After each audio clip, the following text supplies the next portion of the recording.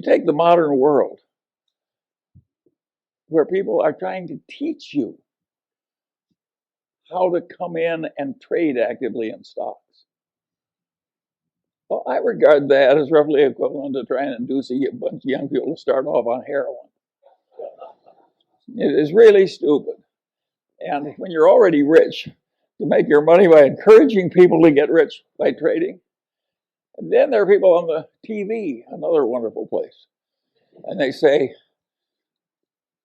I have this book that will teach you how to make 300% a year. And all you have to do is pay for shipping, and I will mail it to you. How likely is it that a person who had suddenly found a way to make 300% a year would be trying to sell books on the internet to you? And it's ridiculous. And yet, I've described modern commerce. And the people who do this all day think they're useful citizens. The advertising agents invent the lingo. So in insurance, they say, the two people who shifted from Geico to the Glotz Insurance Company saved $400 each. What they don't tell you is there are only two such people in the whole United States, and they were both nuts. But they mislead you on purpose. And I get tired of it. And I don't think it's right that we deliberately mislead people as much as we do. Let me tell you another story that I think is an interesting one about the modern life. But this goes back to a different time. And this man has this wonderful horse. And it's just a marvelous horse. Got an easy gait and good looking and everything. It just works wonderfully. But also occasionally just gets so he's dangerous and vicious and causes enormous damage and trouble and breaks arms and legs for his rider and so on. And he goes to the vet and says, what can I do about this horse? And the vet says, that's a very easy problem and I'm glad to help you. He says, what should I do? And the man says, the next time your horse is behaving well, sell it.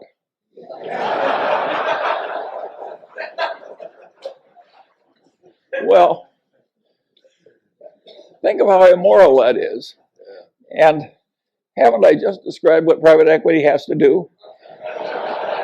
When private equity has to sell something that's really troublesome, they hire an investment banker. And what does the investment banker do? He makes a projection.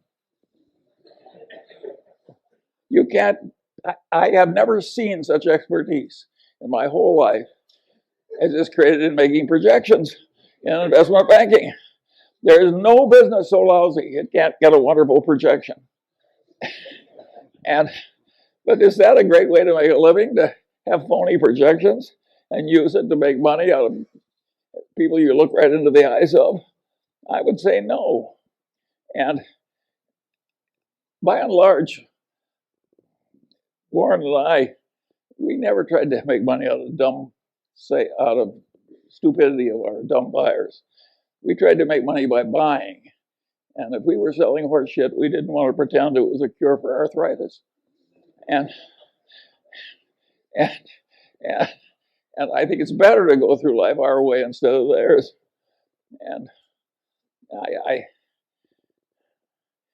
I think it's always been this way. I think there's always been chicanery. Think of the carnivals, the carny operator. Think how much trickery there is in a carny operation. And people just seek out the weaknesses of their fellow man and take advantage. And you have to get wise enough so you avoid them all. And you can't avoid them if they're in your family. I have no solution to that one. But where you have a fair choice, there are just so many people that should be avoided.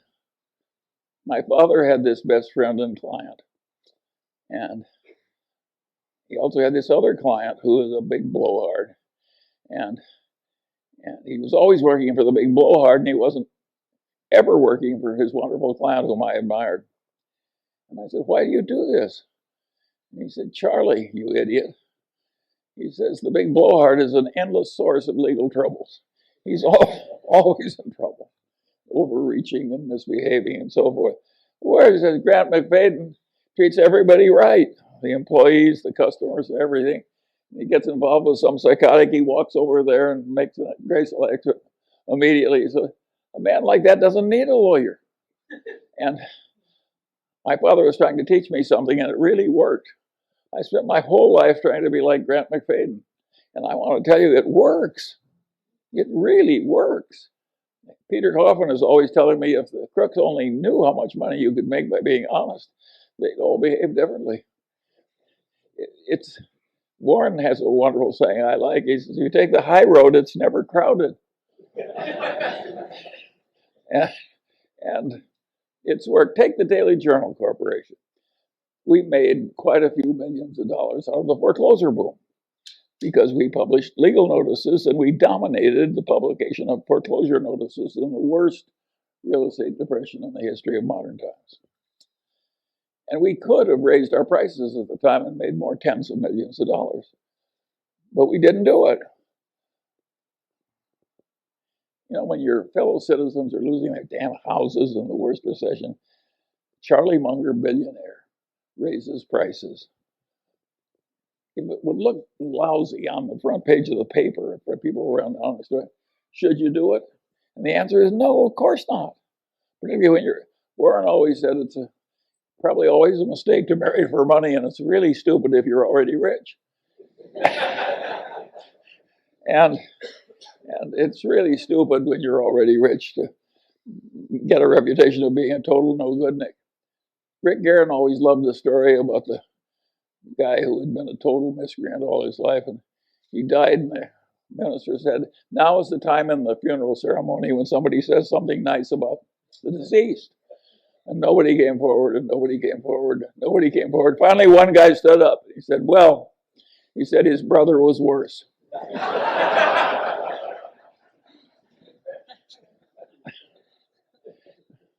Well, you can laugh, but there are people like that.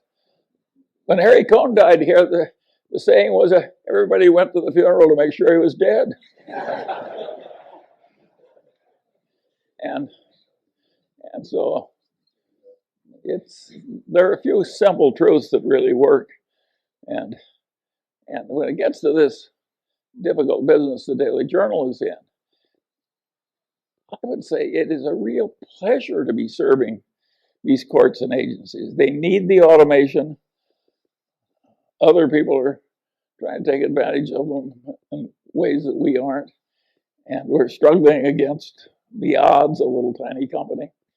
And we're taking a lot of territory. It's slow going, but the prospects are good. And of course, the nice thing about being rich is it doesn't matter if it's a little slow. And how did we get rich? Well, we remembered Grandpa Ingham, and when one of the few opportunities came along, we reached out and seized it. Think of how your life works. So guys, if you liked the video, and I hope you did, then press the like button of this video so that we know what kind of content you guys like, and we continue to prepare some good content for you. Also, don't forget to subscribe to our channel and press the bell icon.